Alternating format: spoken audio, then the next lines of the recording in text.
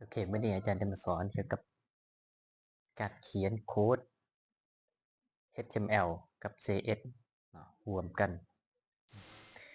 มันได้ผลลัพธ์ประมาณนี้เนาะหลังจากเมาส์ไปจีปั๊บเนาะมันจะเป็นนี่คือสีสลับเลยเนาะคือเดี๋ยวนี้สีแดงมันอยู่กับพี่เนาะปั๊บสีแดงจะกลับมาทางนี้โอเคเนาะโค้ดเท่าประมาณนี้คือเอาไปเดิมเลยเขียนโค้ดกันเลยเนาะ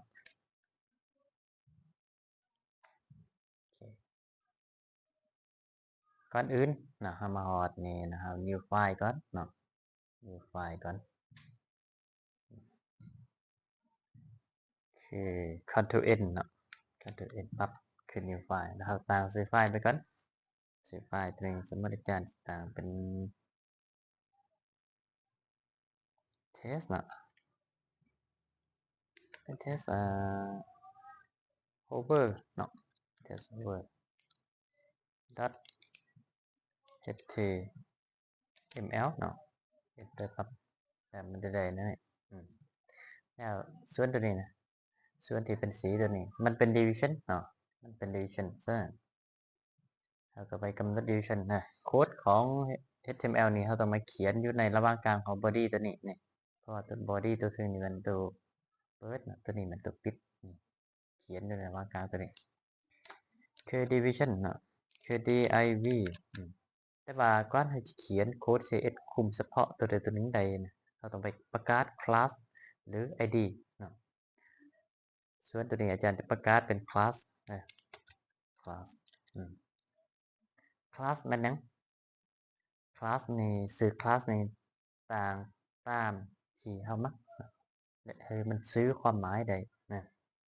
อาจารย์ตัวนี้อาจารย์ต่างเป็น hover background change เนาะแต่ว่าเฮา hover มันสีพื้นมันเปลี่ยนเนาะ hover background change นั่นนี่เนาะย่อด้วยแล้วก็เปิดปิดตัว division ตัวนี้เข้าไปเนาะแล้วครับก็ไปเขียนโค้ด CS คุมตัวนี้เนาะคุมตัวนี้คือคุมตัว division ที่มีคลาสว่า HVBCH ตัวนี้แล้วโค้ด CS มันเขียนอยู่ในระหว่างกลางของ header นะคือล้าง title ตัวนี้ title ตัวนี้ครับ enter ลงเนาะโค้ด CS เราต้องไปเปิด tab style ขึ้นมาก่อน tab style นี่ขึ้นมาแล้วโค้ด CS นี่เขียนอยู่ในระหว่างกลางของสไตล์ตัวนี้ครับไปเขียนคือทางเตอร์ครับประกาศเป็นคลาสสนั่นถึงนั่นดอทเนาะเปิดปิดปิกา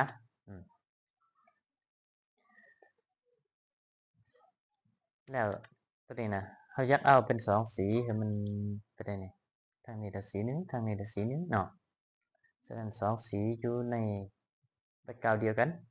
คือเขาต้องไปกำหนดกันเนี่ยขอยับตัวนี้ไว้ก่อนเนาะต้นมาทางนี้แล้วแล้วก็ไปเขียนอยู่ในนี้แบ็กกราวด์เนาะแบ็กกราวด์เสื้อแบ็กกราวด์ละลาบเสื้อแบ็กกราวด์คอลเลอร์ก็ได้ถ้าเขาอยากซื้อ2สี3สีเข้าไปในพื้นเดียวกันนะต้องแม่นเสื้อตัวนี้ไปนำเด้อคือเนี่ยการเดียนตัวนี้เดินเข้าไปเนาะทางหลังนี่จับจุดกันอยู่ในระหว่างกลางวงเล็บตัวนี้คือเขาไปกำหนดสีเข้าไปนะเนาะสีตัวนั้นสีตัวนี้นะมันเป็นแดงทางนี้เป็นดำก็ได้เนาะแดงแล้วก็ดำก็ได้เป็นเรดเนาะกดจุดแล้วเป็นดำก็03ตัวหรือ06ตัวเนี่ยเนาะโอเคอันนี้แล้ววันนี้นะ padding เรากำหนด padding ให้มันได้เพื่อให้มันมีระยะห่างแล้วตัว division ของเราตัวนี้นะ division ของเราตัวนี้มันจะเยอะขึ้นเนาะก็เป็นกำหนดเป็น padding padding เอาสักประมาณ25 พิกเซลเนาะ3 พิกเซลโอเคพอเนาะสำนี้โอเคเราลองไปรันเบิ่งเนาะบาดนี้นะรันเบิ่งอันนี้เราต้องเอาสื่อตัวนี้ไปอ่านเองเด้อของเรานี่มันตัวใดตัวนี้เนาะ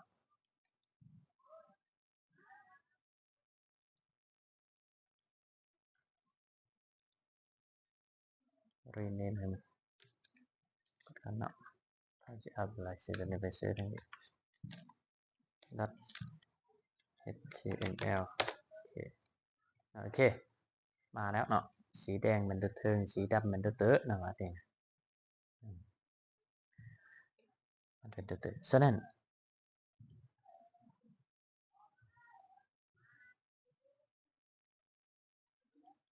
เขาไปกำหนดอีกครั้งซะ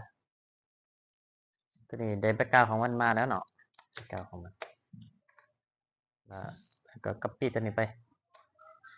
copy ตัวนี้ไปกลับมาหมดเลยเนาะแล้วมันก็เขียนคือเก้าเปียดอะแต่มาวันนี้เนาะวันนี้เติมคำว่า hover เข้าไปหลังจากเขาเอาเมาส์ไปจีปั๊บเนาะคือมันตัวนี้ต้องบอกก็ได้พอกำหนดอยู่ตัวถึงเนาะ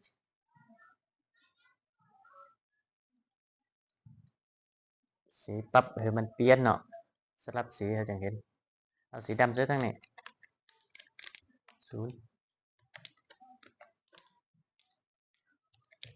เป็น000เนาะ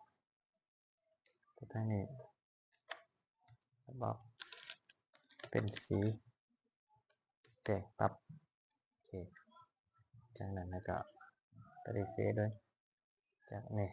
มันจะสลับเปลี่ยนอันนี้เนาะมันจะทำมาโอเวอร์ปั๊บไปเปลี่ยนถึงบุ้ม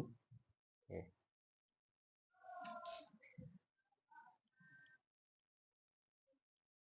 แต่ถ้าตัวนี้มันเนี่ยเบิ่งถ้ามันเป็นอันนี้เนาะคือมันจะเป็นมุม0 องศาหรือ360 องศาเนาะตัวนี้ฉะนั้นเปลี่ยนมุมให้มันมุมทำมาเซิร์ชทางบ้านนี้คือมุมนี้สมมติจะเซิร์ชเป็น50เนาะ degree ตัวน้อยก็เนาะ degree จุดเซิร์ชสมมติเราเซิร์ชเป็น75เนาะ75 degree จุดเซิร์ชก็ไปเปลี่ยนแล้วไปรีเฟรชตัวนี้เบิ่งเนี่ยมันจะเป็นอะไรเนาะคือมันจะเป็นอยู่ซ้ายขวาอะไรแล้วมันจะบุกเป็นคือตรงนี้เนาะโอเค